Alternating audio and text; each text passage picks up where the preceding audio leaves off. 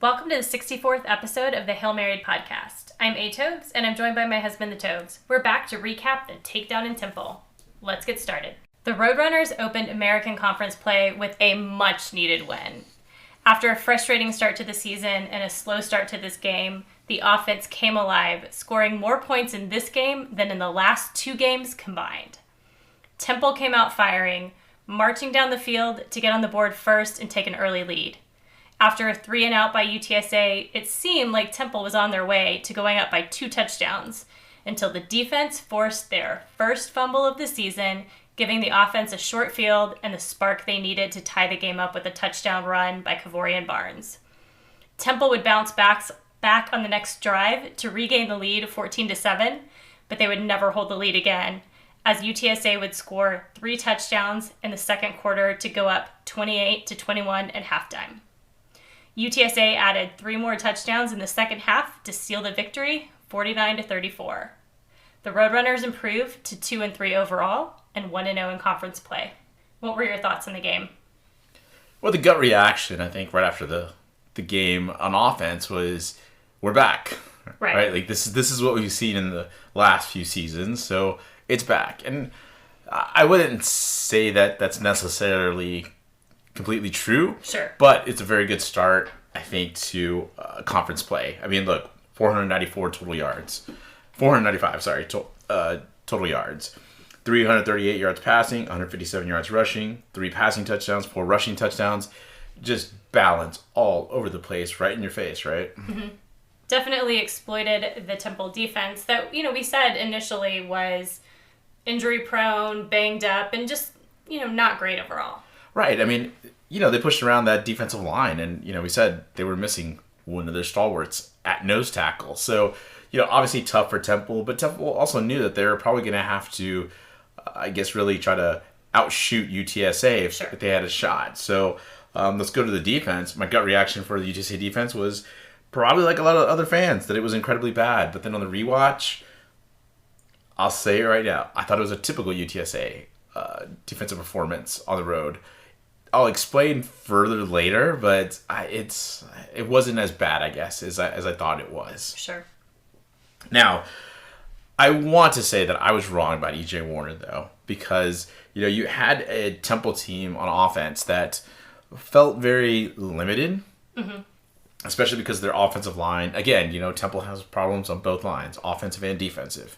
And because of some of the limitations they have on the offensive line, you really talked about the fact that they had to get the ball out early. So, right. Here you have EJ kind of getting that ball out early to his weapons. How is UTSA going to counter that? And I didn't feel like they really countered that well. But then again, EJ was just spot on. Mm-hmm. I think UTSA's defense gave him some different looks, but he responded well. And you had talked about he was sort of a statue and he needed to scramble a little bit more. Yeah. But I thought that he, kind of sidestepped pressure. He kind of moved around the pocket a little bit.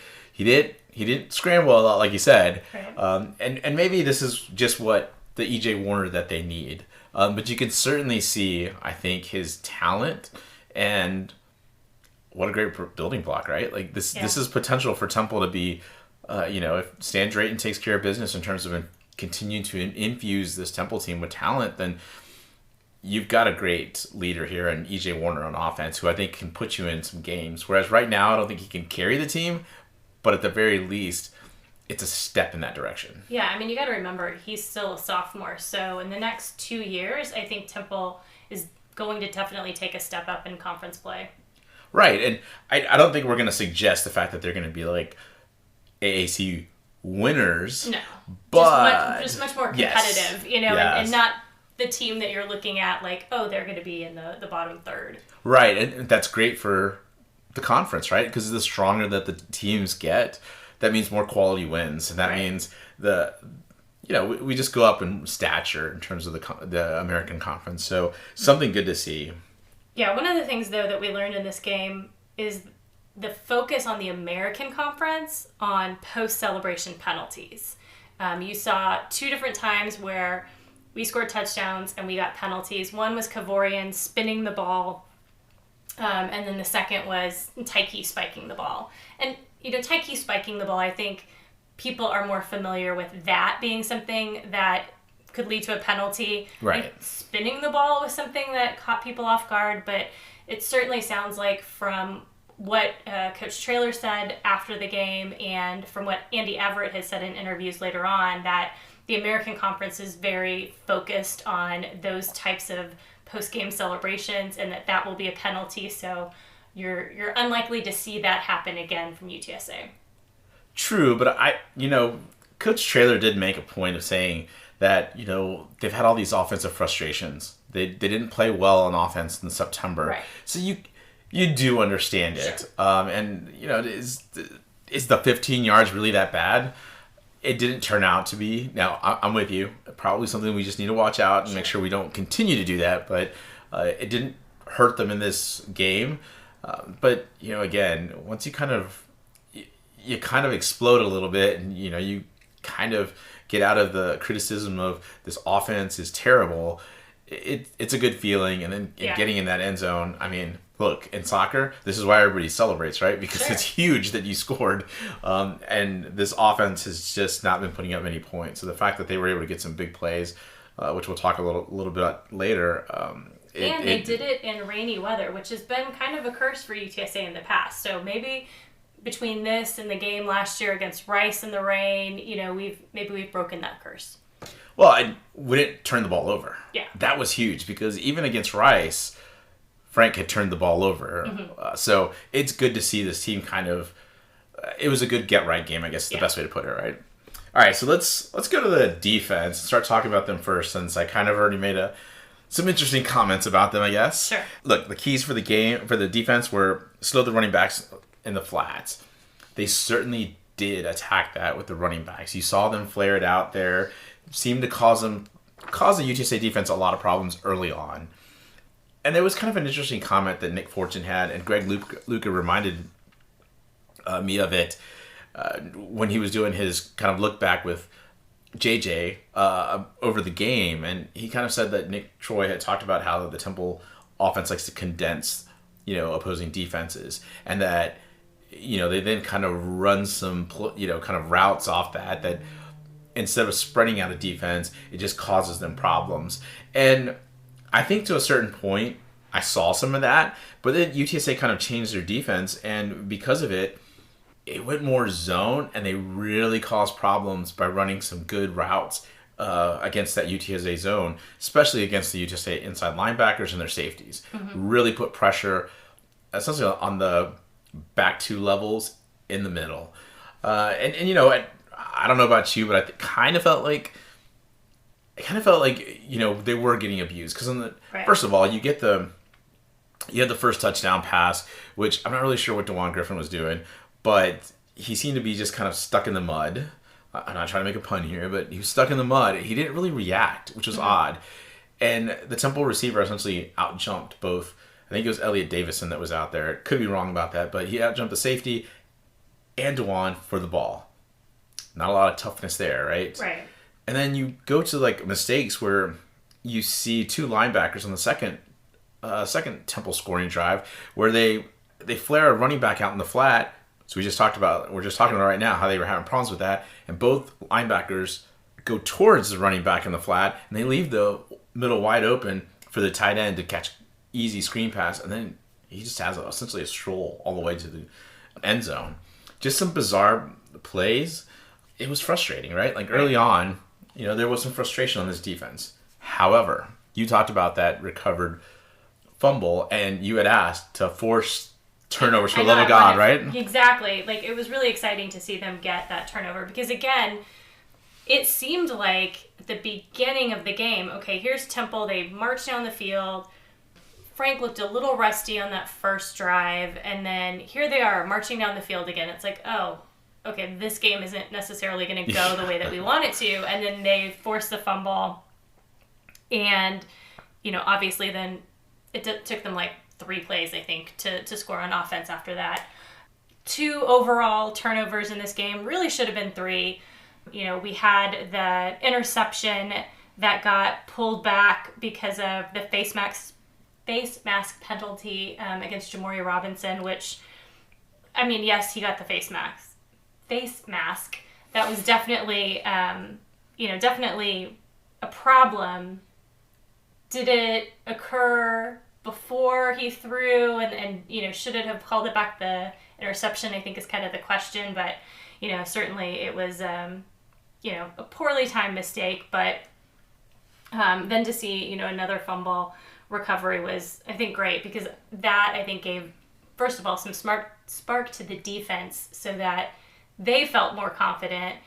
And then, really did kind of jumpstart the offense. Well, as much as, you want to criticize Jamori Robinson, and having the hand out there, right. He's doing what he's supposed to be doing, right? Because, it's just unlucky that he got the face mask. Right. But later on, him putting his arm out is what causes that fumble, that second fumble. I think we'll give up that one just to say that, look, it ends up helping in the end anyway. And, I mean, can we go back real quick? Jamori Robinson, we're starting to see his name more and more. Sure. What stud? He's really starting to come on. And it's really, I think, what a great addition, I think, to this defense. It needs all the help it can get in certain positions. And for Jamori to start kind of standing out, I think is huge. All right. Let's get to that comment I made about, this was a typical UTSA road performance. Because it was. I mean, in many ways, this defense gave up yards, much like it does in the Lep era as defensive coordinator on the road. They allow 29.2 points per game. They allow 34 in this game. They allow 422 yards per game. They allowed 542 yards here, but I think you can see that disparity possibly caused, gave them that extra 5-point score there. And then on the road, in the Lep era, they stopped 60% of the offensive drives that they faced. So 6 out of every 10. They allow about 4 scoring drives every 10 drives. This game, 58%. So it all lines up. Mm-hmm. So as much as we say, look, this was a terrible defensive performance, look, I get it, but this has been a typical Lep defense where you have missed assignments, you have confusion, you have the defense just not playing up to their certain standard. And, to me, I don't know. I mean, I just feel like this is exactly what we've grown to see under Jess Lep. Yeah, I think it just becomes all the more shocking because we had such great performances against Houston and Texas State that looking at this performance in comparison to those first 2 weeks, if they were different seasons, it wouldn't feel quite as shocking. But I think the fact that these are happening, in the same season, and yes, there have been some injuries and that sort of thing, but you're just trying to figure out, how did you start so well and then fall apart? Right. When really it's not, if you took out Houston and Texas State and we were just looking at how we performed in the Lep era, it wouldn't be that surprising. Right. And, just to back you up on the Houston and Texas State, they had 23 drives they faced from both teams in those 2 games. They only allowed 6 scoring drives. 6. There was a dominance there that we felt like they've turned the corner, right? Yeah. And so that's why I think it really resonates when you make those statements about the fact that, look, there have been injuries, but they keep talking about next man up, right? So what is it about this defense? We haven't seen this type of dominance either from those first 2 games since La Tech and Rice last year. But those were really weak teams. Sure. I think it's fair to say that this Houston team, even though it's not very good, is still stronger than either one of the La Tech or Rice last year. Yeah. And you have Texas State, which is to me definitely much more talented, much better coached, just overall much better team than La Tech and Rice, even put together. Sure. So, look, I think overall, I think I'll just go back to something I said about, UTSA when they were having those penalty issues. And you're like, we kept talking about the fact that, they just continue to have penalties. To me, it's ain't nothing but a family thing. It's just who UTSA is. That's who they're going to continue to be against, under Jeff Lep. And I think the toughest part here, and something we had talked about away from the pod, is this is Lep's 3rd season. By this point, his recruits, the players he has on defense should be fitting the scheme that he has. But I question whether it's the right scheme, not just for the team, but for Jess Lep. Let's go back. The original defensive coordinator for Jeff Traylor was Tyrone Nix. Jess Lep took over the UTEP game in 2020, near the end of the season, and didn't really make any changes in terms of how the defense was set up. Now, maybe Jesslep is a 3-down lineman type of, defensive coordinator, but you would have imagined there would have been some other sprinkles into it, and I don't really know what it is. Mm-hmm. I know that it's got a lot of good athletes. I know that they make some really good plays sometimes, especially against weaker teams, but when they have to go toe-to-toe against some really explosive offenses, or even some pretty good ones that are coached well, like this Temple offense, I mean, regardless of the talent disparity, they certainly were coached pretty well. You don't get the performance that you really want to see. And let's talk a little bit about EJ Warner some more here, because, I mean, I thought that they would dominate this Temple offense, and they just didn't. Yeah, it was kind of surprising. I mean, EJ got the ball out very quickly. Again, part of it might have been more of the scheme, and the fact that he did seem to scramble a little bit, but it didn't seem like we were getting enough pressure on him. It's interesting you bring that up, because Coach Traylor actually said this week he wished they had installed more blitz packages. Mm-hmm. And, I felt like they were blitzing, but it just didn't feel like they were getting there in time, which of course goes back to him getting the ball out quickly, but it still also feels like there's just a disconnect, right? Like there's something just not happening. Yeah, one of the things, though, I will say Jesslep has gotten a lot of criticism for, and particularly in this game, is tackling. And, it's kind of interesting because when you go back and you look at the PFF scores, and I know I've said this before on the podcast, the PFF scores don't show that the tackling is as bad as what you hear from fans and other people. But if you look at this game in particular, there were some poor tackling scores, and they really were isolated to those middle linebackers and the edge linebackers, people like Jamal Ligon, Trumaine Bell, Avery Morris. And so I think those are maybe names of people that you aren't expecting to have poor tackling skills. And that, again, probably is part of the issue and why it maybe stood out more. But when you look at the safeties like Kelechi and Ken Robinson, they had extremely high scores. They weren't quite at that elite level, but they were very good. So it's kind of interesting when you hear those comments about, again, it's poor tackling. It almost seems like maybe there's something else going on because, again, if you look at the PFF scores, that's not what you see in terms of the data versus what people feel from the game. That's a good point, but it also goes back to something you brought up in our preseason or our preview, that you had concerns about the inside linebackers, right? And here we are seeing the bad tackling from them. So certainly something to look at. I also think a lot of it's just missed assignments, and there again goes back to Jesslep. Does he have the guys in the right position to make the plays? We continue to also hear from defenders that it's not a very difficult defense to learn. Mm-hmm. So I guess the question to me is, do we need, a little bit more nuance to this defense? Because it's so easy, but it just feels like... But you still have missed assignments. Yeah, like... I don't know. I mean, I just get kind of stumped when I start kind of wondering about some of these things, because it just feels like there's just not that connection.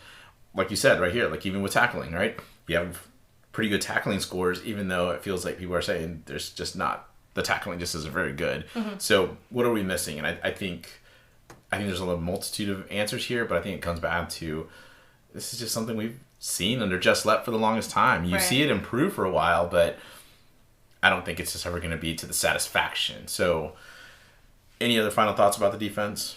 I think, again, with some of the injuries, you're going to start to see some new and younger players. This game we saw Marcellus Wilkerson. He's a sophomore safety, somebody that Traylor talked about having wanted to redshirt, but now is going to have to play, based on some different injuries. So, I think, again, we'll start to see some different faces start to pop up. But as Traylor says, healthy teams don't win championships. Tough teams do, so... Yeah, right. All right, talk to me about special teams. Special teams, I thought, played pretty well during this game. Agreed. We talked earlier about the penalties on the excessive celebration or the spinning and the spiking of the ball.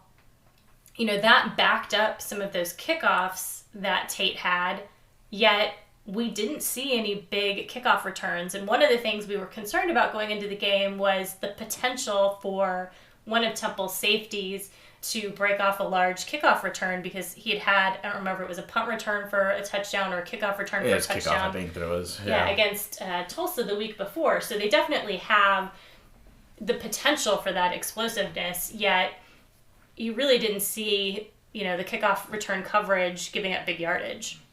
Very good point. I mean, I think that, they have obviously worked on some of these skills, ever since the first game, right? We were talking about how just special teams just didn't seem very good at the beginning of the year. Mm-hmm. Now, here we are, 5 games into the season, and it's looking a lot better, right? So, yeah, I mean, we almost had our own kickoff return, great field position from Willie McCoy, but again, we had a penalty, which... And that's where you have to got to clean that up, right? But on the other hand, it feels good to have that little explosive play from special teams. Yeah. Which kind of brings us now to the offense. Let's talk offense. It's the keys to the game. I had attacked the middle with the running and passing game, and TSA did what they usually do. They punished the middle of Temple's defense with the run game. I mean, it wasn't like, I would say, explosive, but it was exactly what this team needed, which was just kind of body punch, mm-hmm. and then kind of hit him over the top, which is what Frank did. Here's a key passing stat from Frank. Deep middle 20-yard throws, he was 2 for 3 for 69 yards, but both completions were touchdowns. Let me say it again: deep middle. That's not Frank's strength and hasn't been something that he's normally done.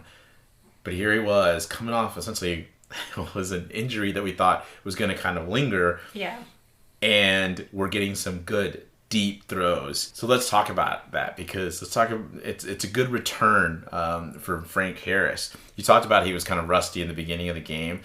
He missed a few throws, but how did you feel overall early on? Did you feel like that was going to kind of snowball, or did you feel like he just needs a few more drive to kind of get more comfortable? I think that first drive, you were kind of like, I'm not sure. I mean, he looked like he was moving around on the field okay, but then when he did make those throws, at first it was like, okay, well, maybe this is going to take a couple of drives before he really gets into a rhythm. But then on the second drive, he looked like himself. Definitely that time off, I think, was really good for him to heal. Yeah. I know a lot of people questioned Traylor's decision on keeping him out of those 2 games, but really the 2 games plus the bye week, you could tell Frank was moving around better. Now, certainly he's not at 100%. He did run once or twice, but he really didn't take off the way that you would have typically seen him had he felt better. But he definitely looked much more improved than he did in the Texas State game. I would agree. And really in the Houston game before that, too. Yeah, no, absolutely. Let's go back to the deep throws. I talked about just the middle of the field, but now let's talk about all sides, left, middle, and right side of the field. He was 6 for 7 for 180 yards, 3 touchdown passes. Every single one of his touchdown passes was over 20-plus yards. In those 2 games you were talking about, Texas State and Houston, he was 4 for 14 for 98 yards, 1 interception. No passes in the first 2 games in the deep middle. Right. But so, you're right. I think going back to what you said about that time off, it looks like it really helped that lower body injury. And you could tell that he was able to kind of plant better, mm-hmm. and he seemed just much more comfortable throwing. He looked like Frank from last year, where he was able to feel comfortable in the pocket. And, I think, and I could be wrong here, but let me tell you this. I really feel like all we needed him to do was just execute, because we have 3 running backs that can handle the rushing. So we really didn't need him to be rushing around, even though it kind of took away a little bit of his game. But did you feel like that was, like, maybe that's an adverse thing, or is that like a positive thing? Well, in the past, there were times where Frank was basically running back 2. And you don't necessarily want that for your quarterback. So I think it's good that he doesn't need to do that. And right now, with his limited mobility, it's really good that he doesn't need to do that. Yeah. So honestly, the fact that we had to rely so much on Frank in the past was really more, because of our running backs and their health issues than, the fact that that was how we were designing our offense. Yeah, and I think because of it, he was able to just, like I said, kind of sit back there and hand off, allow the running backs to churn some yards, like I said before, but then also he hit some nice, accurate passes. Mm-hmm. Once he got, essentially, it felt like, kind of the fine-tuning, but once he was hitting his passes, I mean, it was hard to argue that he was really missing on any sort of, any one of those passes to his receivers. One or two that he would love to have back, but I mean, I've said it before, there's going to be a few passes during the game where he's going to want to have those back because he feels like he could have put it in a better spot for his receivers. But overall, 10,000 career passing yards. Congratulations, Frank. Yeah, not to mention when Frank does have to run, you are always holding your breath. Even before this injury, that because he doesn't slide, you're always holding your breath that he's going to hurt his knee or an ankle or something. So it's good that we don't have to rely on that anymore. Yeah, obviously very good. I think that moving forward, we're going to see probably Frank start getting much more comfortable. But I'm kind of curious to see just how the offense kind of continues to evolve with him sort of not really having to be that huge rushing threat that he's been in previous years. It kind of, it gets a little enticing, but we'll see how things go. Overall, I thought the offensive line played really well. They got shuffled around a little bit. We got Corey Godinette back into the starting lineup. He was there at right guard. You had Luke Lopez back at center. Thought there was maybe one or two snaps that were a little bit low. But, after the performance that they had in terms of putting up 49 points, kind of hard to say, oh, Luke, that you really affected the offense. Frank handled it like a pro. He seemed to be fine, with every single snap received. I thought overall Luke played well. Ernesto played well. And the left side of the line, I thought Venly Tatafu was just... He took over at left tackle, but he seemed to be going Michael Orr on some of these. Because Michael Orr, in the movie The Blind Side, essentially takes that guy and, takes him to the, essentially pushes him or blocks him the entire field all the way to the bus, right? Venly was pushing that end 10, 15 yards down the field. What felt like even much more routine basis than I noticed. Right. Jared from Alamo Audible kind of does the play breakdowns, and there's a few of them where Venly was really pushing his defender just down the field. It was good to see, but again, banged up line, probably undersized guy. It happens. Thoughts on the line? Yeah, I mean, Venly and Ernesto have some of the highest scores on pass blocking, so it was really good to see kind of this lineup again, shuffle around a little bit with Terrell Hayes also moving over, but I think they seemed like they were pretty cohesive. I think it's great to see Luke at the center position. We were planning on seeing Ernesto in that role. He's had more snaps or more experience as a center, but this is Ernesto's last year. So that center position really is so critical. I think it's good to see Luke in that role now, getting more experience so that next year when Frank leaves, whether he's with Owen or Eddie or a combination, he's got that experience under his belt. So that's a good point. I mean, he's really taken or started to own the position, and that's terrific.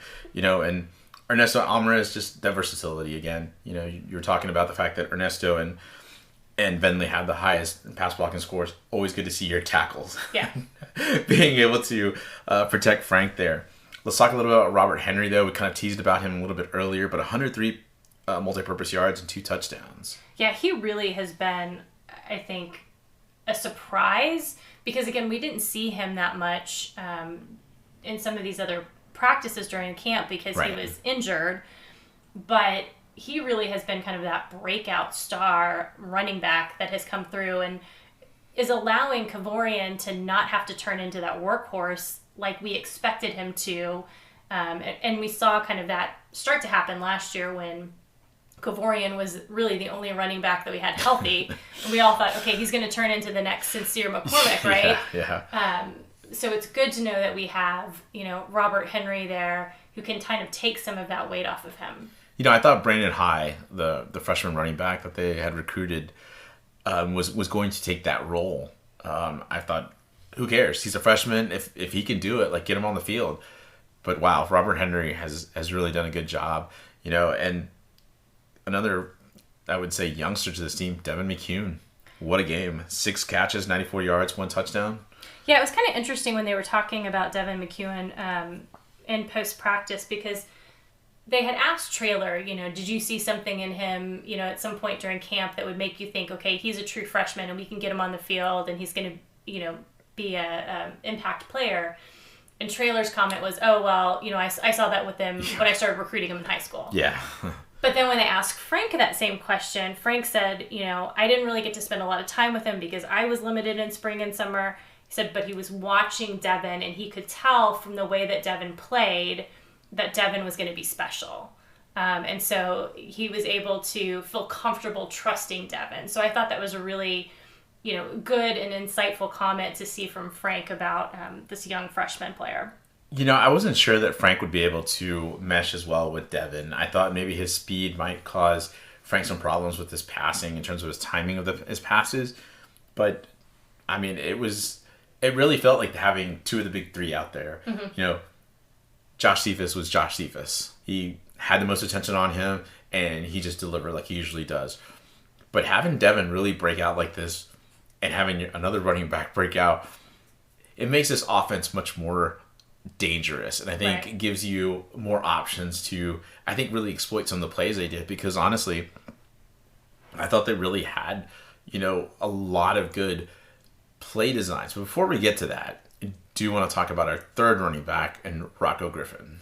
Yeah, it's interesting. It didn't seem like he got injured in the game, and I'm not exactly sure what happened, but he is not on the depth chart for the UAB game. And when Traylor was asked about it, he got kind of cagey. He didn't say that Rocco was injured.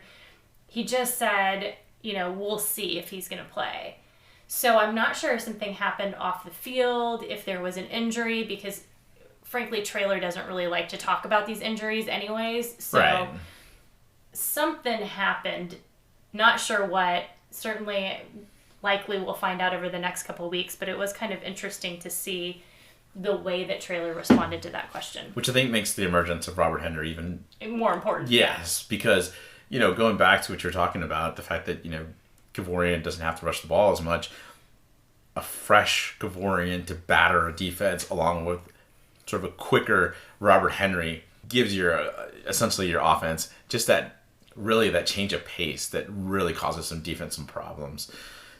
Let's talk, though, finish this offensive piece on by talking about Justin Burke, though, because he has been so maligned. We aren't the only people that have been talking about the fact that we didn't like some of the things he was doing on offense. But he did have a move up to the booth to call plays from there. Yeah, and again, so this was kind of an interesting change. Traylor has been getting criticism about Justin Burke's play calling. He's been very defensive in his responses. Yet he makes this change. And he said, I suggested to Justin Burke that he go back and he play call from the box because I felt like he did a better job calling plays, seeing the field against Troy when he was in the box, even though we didn't have, a lot of offense in that game. Right. So this is obviously something that Traylor recognized, but yet when people ask him the question, he got really defensive about it. And it's just funny because Traylor has gotten criticism for the way that things have gone on offense this season. One of the things that you want to see when things are going wrong is to make some changes and to see, yep, I made this change, it worked. Or I made this change, it didn't work, we're going to try something else. So this is one of those opportunities where Traylor really could have just said, we made the change. We had seen success from the Troy game when he was up in the box, play calling. We made the suggestion. Justin felt good about, how he could see the field.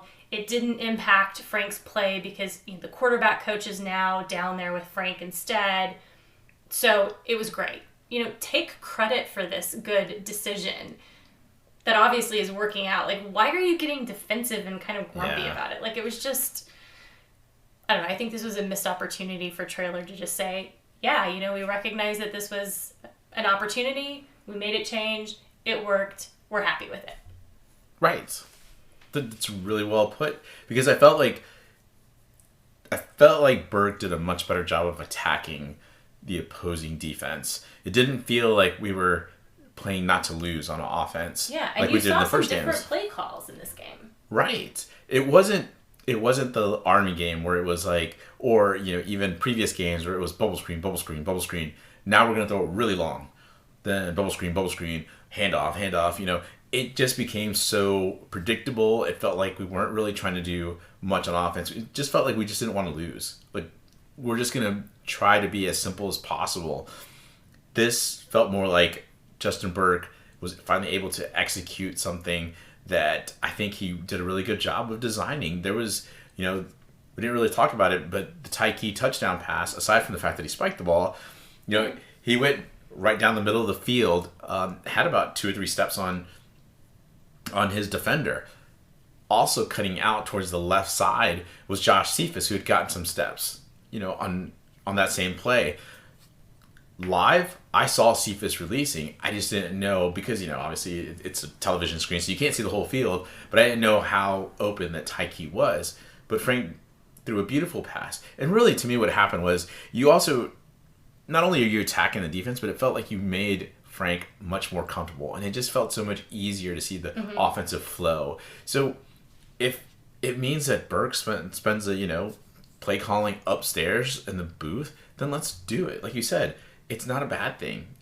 It's a good change that hopefully kicks these guys off and keeps them, you know, rolling and makes a little snowball, right? We keep talking about a snowball on top of a mountain, and if it keeps just rolling down and keeps snowballing and it's a good thing, let's just keep it up, right? Yeah. All right, let's get into our UAB preview. UTSA opened as a 7-point favorite. I think it's up to 9 or 10 points now. Yeah, it just depends what gambling site you look at. But yeah, I mean, it's kind of interesting that it's getting up there, especially after, you know, UAB beat USF 56-35 last weekend. So, you know, that offense looked really good against USF. The defense looked like it played better, but it was USF. I mean, USF has made some strides, but I still think that they need to take some further strides. We'll start out real quick. UAB, obviously, head coach Trent Dilfer. You know, it was sort of a little chaotic, it felt at times, because, you know, he's so outspoken, kind of brash. Seemed like an interesting hire for them, given that he's so different from Bill Clark and Brian Vincent before him. Yeah, I mean, those Bill Clark and Brian Vincent seem to be much like really based more on defense. And, you know, they had a pretty good offenses. Trent Dilfer, though, has more of what Jeff Traylor calls an explosive offense. You know, they do pass quite a bit, and that's where they really kind of, their bread and butter, but they really started getting that rushing game going against USF, and it feels like they're starting to kind of get in that rhythm. Their offensive coordinator is Alex Mortensen. Name might seem familiar because his dad is Chris Mortensen, a long-time, you know, NFL reporter for ESPN. One thing I saw from Alex Mortensen that really differed from Bill Clark and Brian Vincent was the fact that he really attacks the defense. Whereas Bill Clark and Brian Vincent wanted to punish a defense through the running game, Alex just will vary the attack. And so that really kind of has led to some success, mainly from one of their key cog here that we're going to talk about, and that's Jacob Zeno, the quarterback, actually out here from San Antonio. He started over at Baylor, but then transferred out and went to UAB. Had a rough start to his career last year.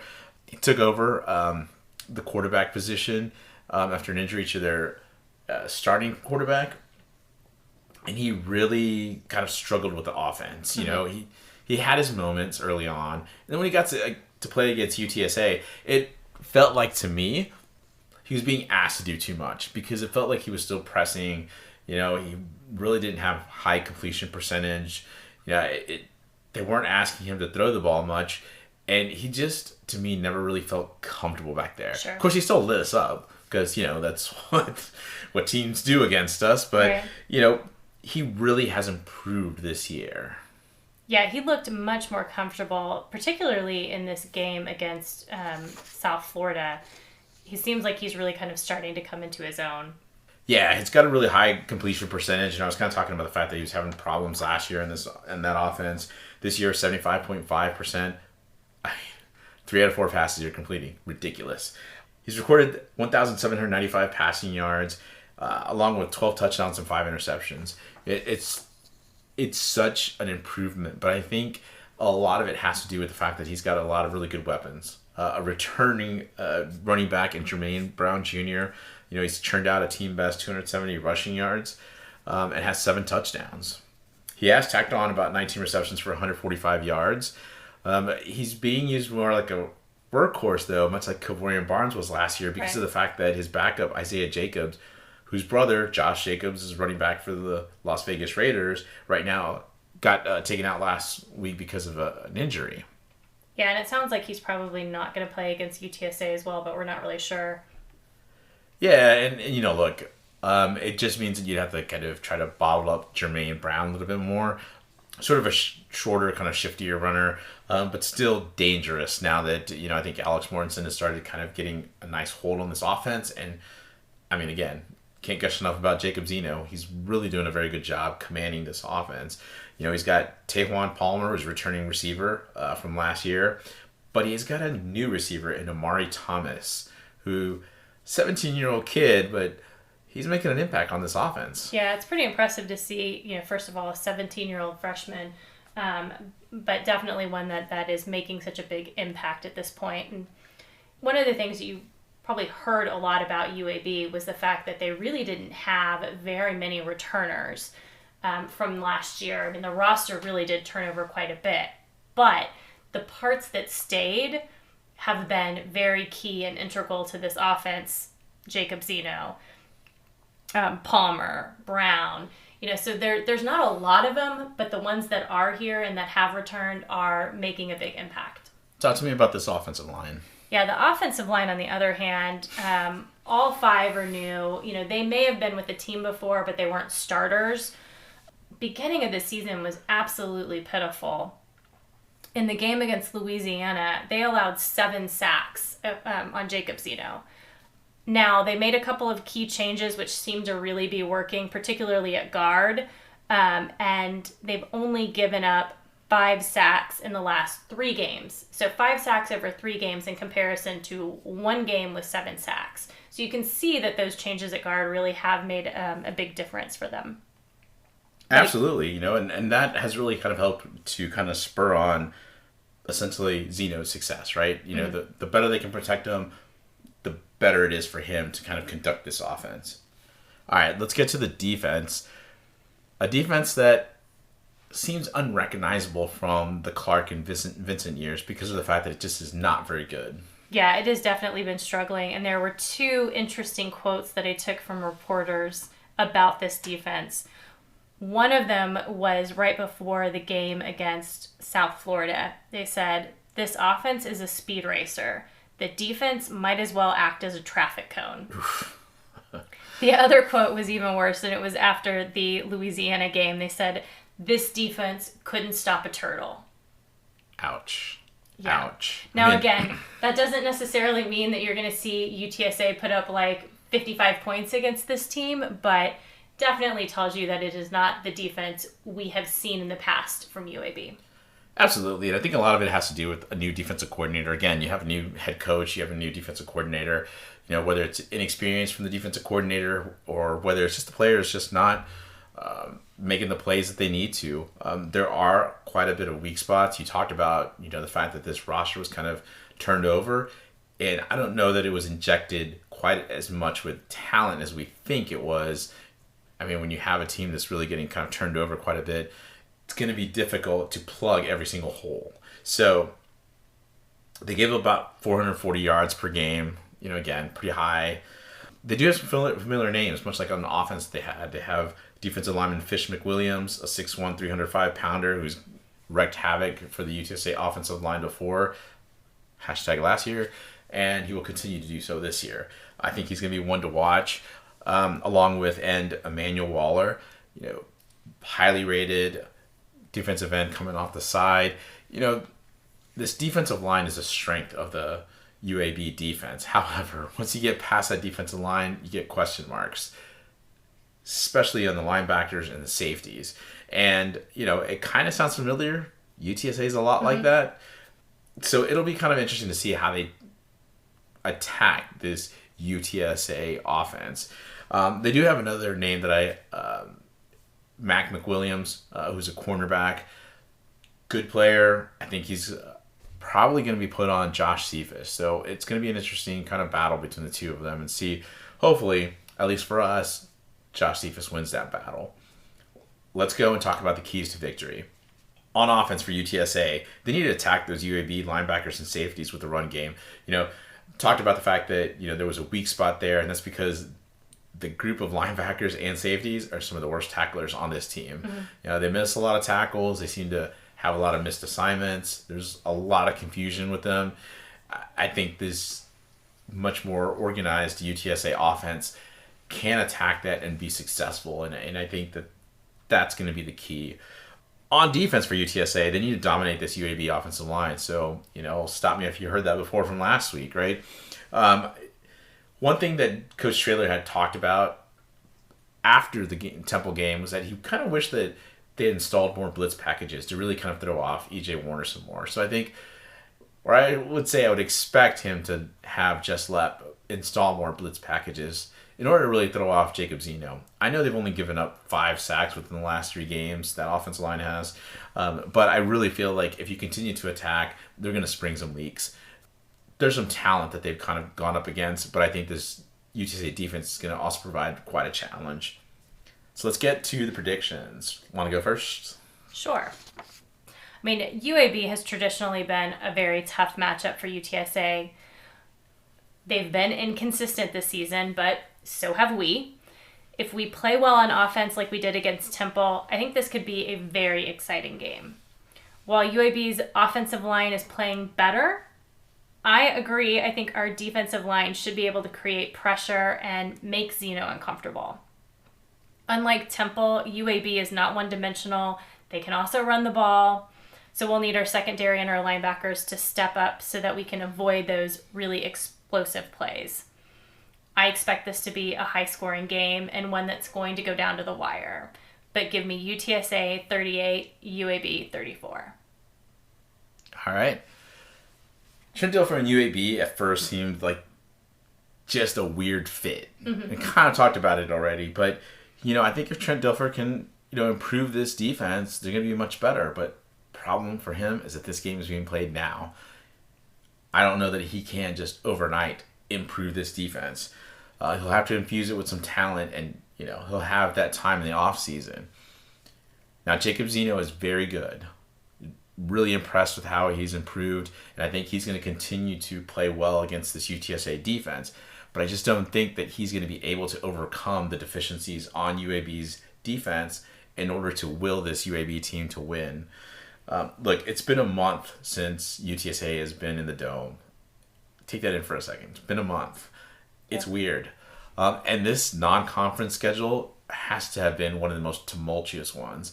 Whether it was Frank Harris's injuries, whether it's Justin Burke and how he can't call plays because, obviously that's going to, that's what we were talking about.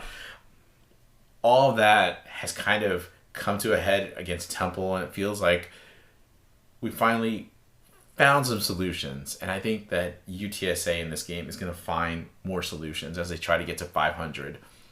I think they get it done. Give me UTSA 45-31 over UAB. All right.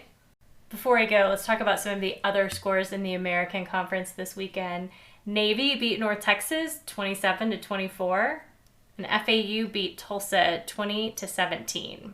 North Texas, I just don't know what to say. Like they've just regressed. Whereas I felt like this UAB team that we talked about, I thought that they would regress quite a bit. But you see that their offense is just potent. North Texas just doesn't seem like it. I don't know. I don't know what to say about North Texas. But then again, I'm sure they'll probably get it together when it comes to playing UTSA. Yeah, probably. I was kind of surprised to see that FAU beat Tulsa, to be honest with you. I'll have to go back and watch that game more thoroughly. But Tulsa played so well against Temple And FAU now having a new quarterback, I just expected that Tulsa was going to win that game. So I think I'll have to go back and watch more than just the highlights and see what happened there. Fair point, but it just felt like Tulsa quarterback was just not as explosive as he was against Temple. And, looking at the way Temple played defense, you could see why. Maybe, and I think FAU's defense is a little bit much stronger than Temple's defense. So, obviously something to kind of look forward to there as we kind of review some of this quote-unquote game tape as we preview some of these games in the future. On the basketball front, we'll have a preseason preview coming up in the next couple of weeks, but this week was their media days.